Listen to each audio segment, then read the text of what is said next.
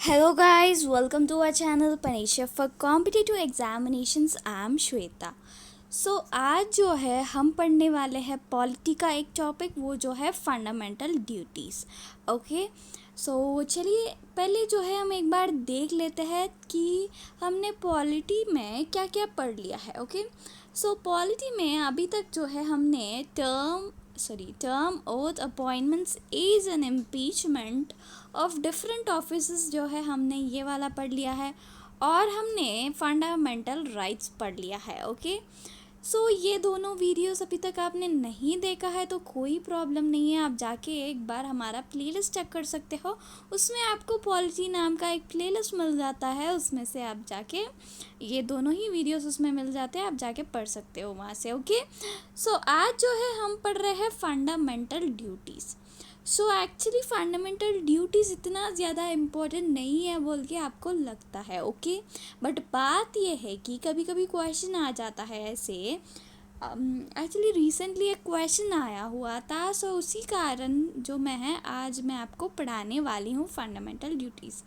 4 option में से actually 4 options दिए जाते हैं ना एक क्वेश्चन को.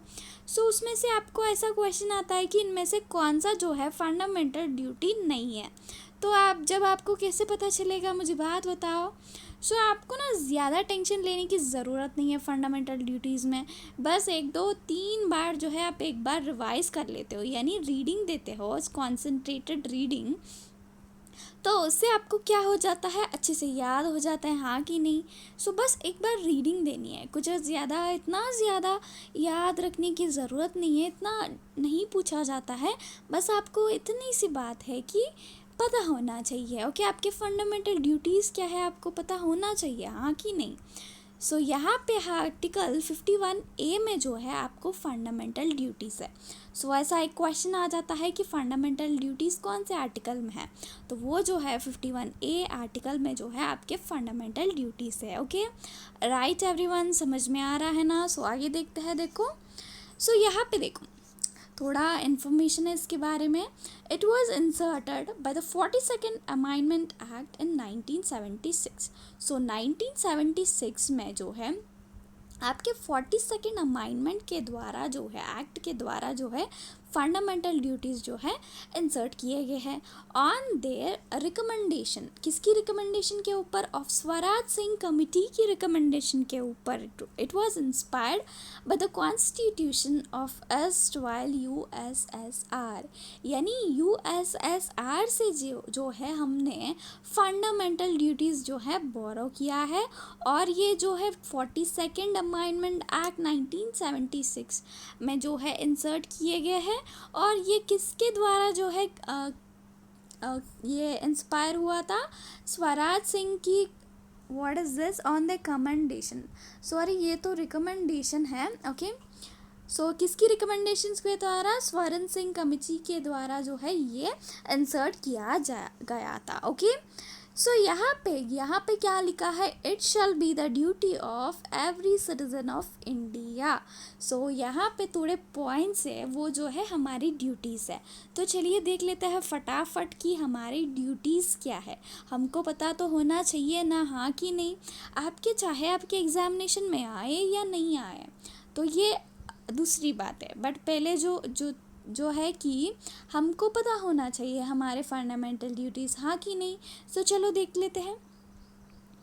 यहाँ पे देखो फर्स्ट फंडामेंटल ड्यूटी में क्या लिखा है, देखो ध्यान से पढ़ो.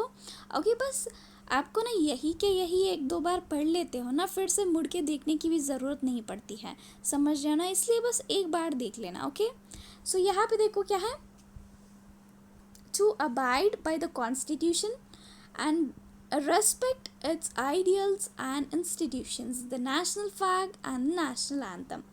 आपको समझ में आया है क्या है, आपको जो है to abide by the constitution and respect it ideals, यानी हमारे जो आइडियल्स है उनको जो है रेस्पेक्ट करनी चाहिए, आइडियल्स एंड इंस्टीट्यूशंस.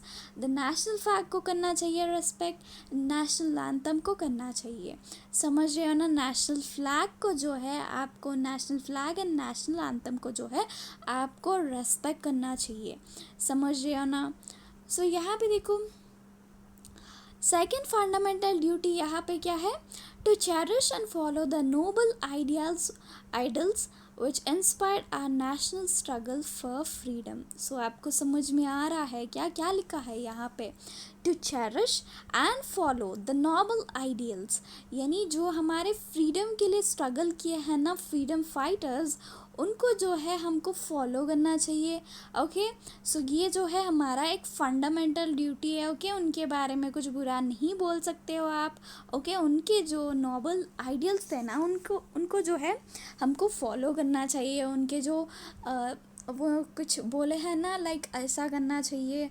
ओके, उसको जो है हमको फॉलो करना चाहिए। ओके, सो हमारा नेक्स्ट फंडामेंटल ड्यूटी क्या है? To uphold and protect the sovereignty, unity and integrity of India। क्या है यहाँ पे हमारा तीसरी fundamental duty? To uphold and protect the sovereignty, unity and integrity of India. So आप क्या करेंगे, इसको पॉज करके 2 to 3 टाइम्स यही के यही पढ़ो, ताकि आपको ना फ्यूचर में जाके अगेन बुक खोल के पढ़ने की ज़रूरत नहीं है। इतना ज़्यादा डीप भी यहाँ से नहीं पूछा जाता है, समझ रहे हो ना? बस पता होना चाहिए कि ये क्या है, क्या क्या है। ओके, सो यहाँ पे चलो नेक्स्ट देख लेते हैं। नेक्स्ट हमारा फंडामेंटल ड्यूटी आ गया, to defend the country and render national service when called upon to do so. So आपको समझ में आ रहा है क्या? कुछ भी नेशनल सर्विस के लिए आपको बुलाया जाएगा तो आपको जाना चाहिए। किस लिए? क्या है हमारा फंडामेंटल ड्यूटीज़? फिर से समझते हैं। To defend the country and render national service when called upon to do so. Okay, so आपको समझ में आ रहा है ना? सो आगे देखते हैं चलो। सो हमारा फिफ्थ फंडामेंटल ड्यूटी क्या है? तो देखो, इसको ध्यान से सुनो। To promote harmony and the spirit of common brotherhood amongst all the people of India, transcending religion, linguistic and religion or sectional diversities, or to renounce practices derogatory of the dignity of women। सो आपको समझ में आ रहा है कि आपकी क्या है यहाँ पे? समझ जाओ ना, आपकी फंडामेंटल ड्यूटी है वुमेन को रेस्पेक्ट करना। ओके, सो आपको समझना चाहिए। फिर से एक बार ध्यान से पढ़ते हैं, इधर देखो। To promote harmony and the spirit of common brotherhood amongst all the people of India, transcending religious, linguistic and religious or sectional diversities, to renounce practices derogatory to the dignity of women। okay, so यहाँ पे हमारा sixth fundamental duty क्या है? To value and preserve the rich heritage of a composite culture.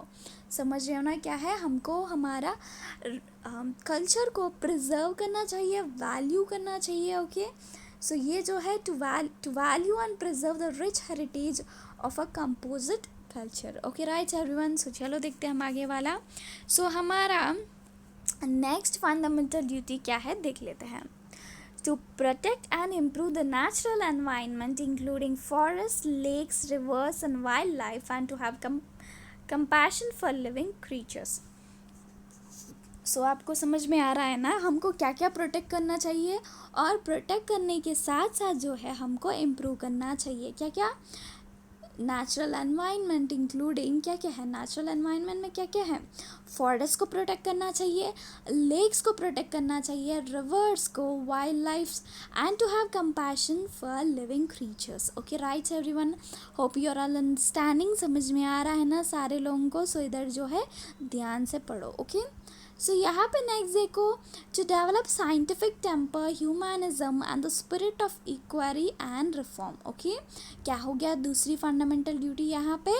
To develop scientific temper, humanism and the spirit of equality and reform. Okay, rights everyone. So आगे देखते हैं। So next one हो गया हमारा next fundamental duty क्या है? To safeguard public property and to abjure violence. क्या है? To safeguard public property and to abjure violence. तो यहाँ पे क्या है? हमको जो है पब्लिक प्रॉपर्टी को जो है सेफ गार्ड करनी है, यानी आप कुछ भी हो, not only land property, only land की बात नहीं होती है, कुछ भी हो, हमारे जो स्कल्पचर्स है वो भी क्या होते हैं, पब्लिक प्रॉपर्टी के अंदर ही आती है ना, सो उनको प्रोटेक्ट करना चाहिए हमको। ऐसा ऐसा थोड़े लोग क्या सोचते हैं, ये हमारा थोड़ी ना है, इसको खराब कर देते हैं। सो इस तरह जो है आपको नहीं सोचना है, समझ रहे हो ना। सो यहाँ पे चलो, आपको समझ में आ रहा है ना, ध्यान से देखो इसको। ओके, सो आगे देखते हैं, दूसरा वाला हमारा क्या हो गया, फंडामेंटल ड्यूटी को देखते हैं। To strive towards excellence in all spheres of individual and collective activity so that the nation constantly rises to higher levels of endeavor and achievements। ध्यान से देखो, फिर से जो है हम एक बार रिपीट कर लेते हैं। सो यहाँ पे क्या लिखा है, ध्यान से देखना है आपको।